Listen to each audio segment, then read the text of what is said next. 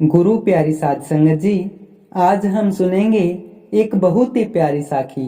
संत कैसे जिंदगी बदल देते हैं। तो चलिए शुरू करते हैं। प्यारी साध संगत जी, एक बार बारिश के मौसम में कुछ साधु महात्मा अचानक कबीर साहब के घर आ गए। बारिश के कारण कबीर साहब बाजार में कपड़ा नहीं बेच सके थे और घर में मेहमानों के लिए खाना भी काफी नहीं था। उन्होंने अपनी पत्नी लोई से पूछा, क्या कोई दुकानदार कुछ आटा दाल हमें उधार दे सकता है, जिसे हम बाद में कपड़ा बेचकर चुका देंगे।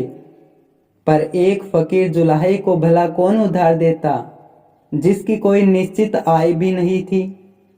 लोई कुछ बनियों की दुकानों पर गई, पर सभी ने नकद पैसे मांगे। आखिर एक बनिया उधार देने को तैयार हो गया, पर उसने यह शर्त रखी कि वह एक रात उसके साथ बिताए। यह नीचता भरी शर्त उसे बुरी तो लगी, लेकिन वह खामोश रही। जितनी रसद उसे चाहिए थी बनिए ने दे दी। जल्दी से घर आकर लोई ने खाना बनाया और जो बातचीत बनिए से हुई थी वह कबीर साहब को बता दी। रात होने पर कबीर साहब ने लोई से कहा कि बनिए का कर्ज चुकाने का वक्त आ गया है, और यह भी कहा कि चिंता मत करना, मालिक सब ठीक करेगा। जब वह तैयार हो गई तो वे बोले, बारिश हो रही है और गली कीचड़ से भरी है, तुम कंबल ओढ़ लो, मैं तुम्हें कंधे पर उठाकर ले चलता हूँ। जल्दी ही दोनों बनिए के घर पहुंच गए। लोई अंदर चली गई और कबीर साहब दरवाजे के बाहर उसका इंतजार करने लगे। लोई को देखकर बनिया बहुत खुश हुआ, पर जब उसने देखा कि बारिश के बावजूद न लोई के कपड़े भीगे हैं और न ही पांव पर कीचड़ लगा है, तो उसे बहुत हैरानी हुई। उसने पूछा, क्या कारण है कि कीचड़ से भरी गली से तुम आई हो, फिर भी तुम्हारे पांव पर कीचड़ का एक छींटा भी नहीं। लोई ने जवाब दिया, इसमें हैरानी की कोई बात नहीं है।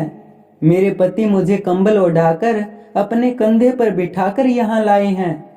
यह सुनकर बनिया दंग रह गया। लोई का निर्मल निष्पाप चेहरा देखकर वह बहुत प्रभावित हुआ और अविश्वास से उसे देखता रहा।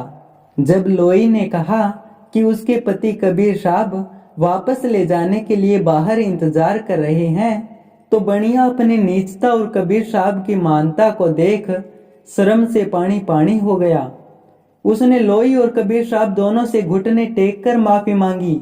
उठो मेरे भाई, कबीर साहब बोले, लाखों में शायद ही कोई एक आधा जीव होगा जो कभी रास्ते से भटका न हो। कबीर साहब और उनकी पत्नी अपने घर लौट आई। बनिया देर रात तक बीती हुई घटना के बारे में सोचता रहा। अंत में इस नतीजे पर पहुंचा कि संसार में एक ही सच्चा मार्ग है, और वह है परमार्थ का मार्ग। सुबह कबीर साहब को ढूंढता हुआ वह उनके घर पहुंचा और समय बीतने पर उनके एक प्रेमी शिष्यों में गिना जाने लगा। प्यारी साध संगत जी, भूले भटके हुए जीवों को सही रास्ते पर लाने के लिए संतों के अपने ही तरीके होते हैं।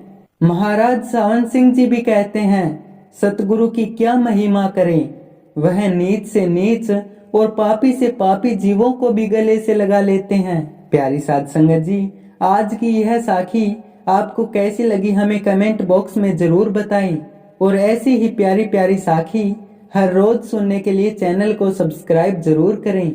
धन्यवाद।